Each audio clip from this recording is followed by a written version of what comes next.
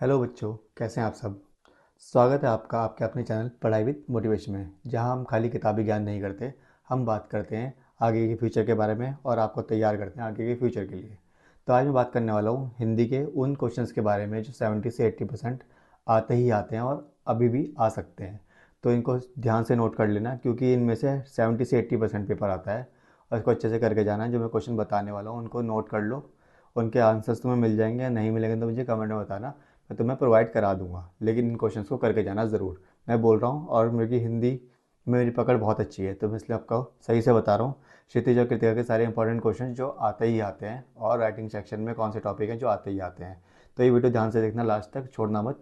अगर छोड़ोगे तो तुम्हारा ही नुकसान होगा इसमें। हिंदी में पूरे 80 में से 80 नंबर चाहिए और तुम्हारे बोर्ड में जितनी परसेंटेज है उसको हाई लेके जाना है।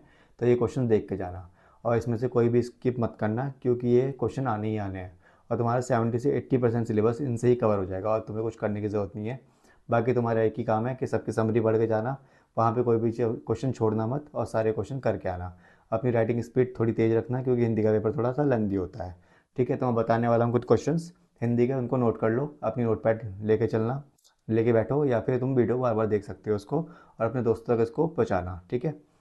और अब मैं बात करने वाला हूँ पहले क्षितिज के क्वेश्चंस के बारे में, और उनको नोट कर लो। ठीक है, जो सीबीएसई में 70% या 80% आते ही आते हैं। सबसे पहला ये है, नेताजी का जो चश्मा, जो हमारा चैप्टर है गद्य खंड में, उसमें नेताजी का चश्मा, जब तक हवलदार साहब ने कैप्टन को साक्षात नहीं देखा तब तक उनके मन में कैप्टन का कौन सा चित्र था।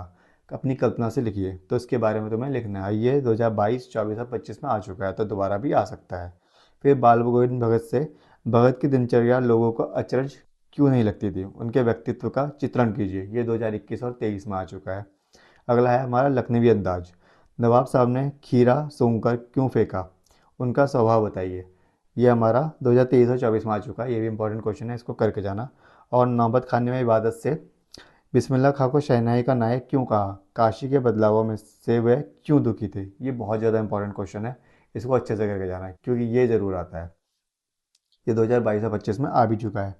फिर हम बात करते हैं पद्य खंड की। तो इसमें सूरदास के पद में गोपियों का उद्धव पर व्यंग्य क्या है। ये हर साल लगभग आता ही आता है, तो इस बार भी आ सकता है। राम लक्ष्मण परशुराम जो संवाद वाला है, उसमें परशुराम के क्रोध पर लक्ष्मण के क्या तर्क थे, वो जरूर आता है। तो उसको अच्छे से देख के जाना। ये 21 और 24 में आ चुका है। फिर आत्मकथा, कभी अभी समय भी नहीं क्यों कहता है। कभी आत्मकथा में कभी अभी समय भी नहीं क्यों कहता है, ये 2023 में आया था। फिर उत्साह में, कभी की आँख फागुन की सुंदरता से क्यों नहीं हट रही, ये भी करके जाना है, 2022 में आया था।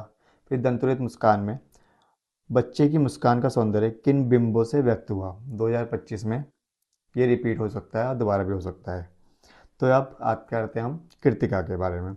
इसमें माता का आंचल है जो, तो माता का आंचल प्रतीक क्या है, बच्चे माता पिता के प्रेम को कैसे दिखाते हैं।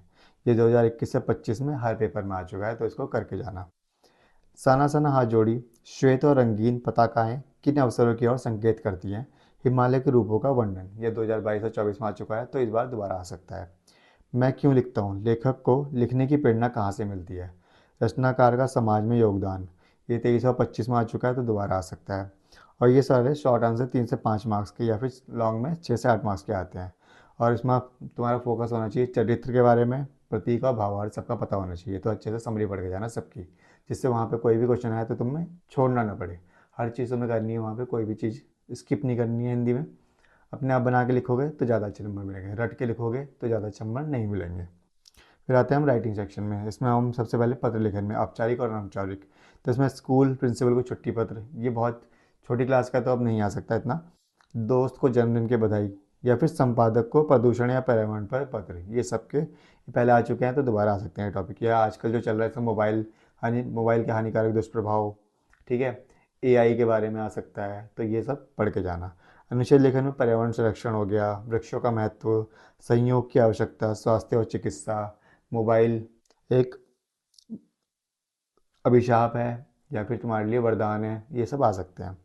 निबंध अगर हो तो सफलता के लिए सहयोग, प्रकृति का दुरुपयोग, विज्ञान का महत्व, इस टाइप के। और सूचना और विज्ञापन में स्कूल इवेंट नोटिस या फिर किताब विज्ञापन कभी कभी आ जाता है इस टाइप का। ठीक है, तो ये मैंने जो हिंदी का बताया है तुम्हें, ये अच्छे से करना है। और अगर हम थोड़े से और बात करें तो इसमें और तो खास नहीं है इतना, लेकिन हाँ ये जो मैंने जितना बताया है इससे 70 से 80% पेपर आ सकता है हिंदी का।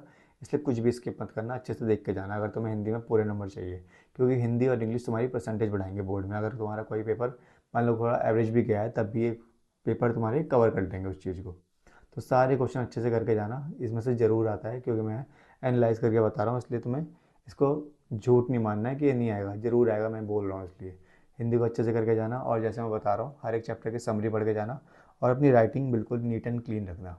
ठीक है, हर एक सेक्शन में अच्छे से लिखना। चाहे तुम हिंदी में सेक्शन वाइज भी कर सकते हो, इसमें इतना देखने की ज़रूरत नहीं पड़ती कि कौन सी चीज़ हार्ड है कौन सी ईजी है। इसमें तुम्हें सारा पेपर क्योंकि अटैम्प्ट करना है। ठीक है, कुछ भी नहीं छोड़ना है, शुरू से लेकर लास्ट तक पूरा लिखना है अपने हाथ को। इसलिए प्रैक्टिस कर लेना अपने की लिखने की, जिससे तुम्हें वहाँ पे हाथ में दर्द ना हो।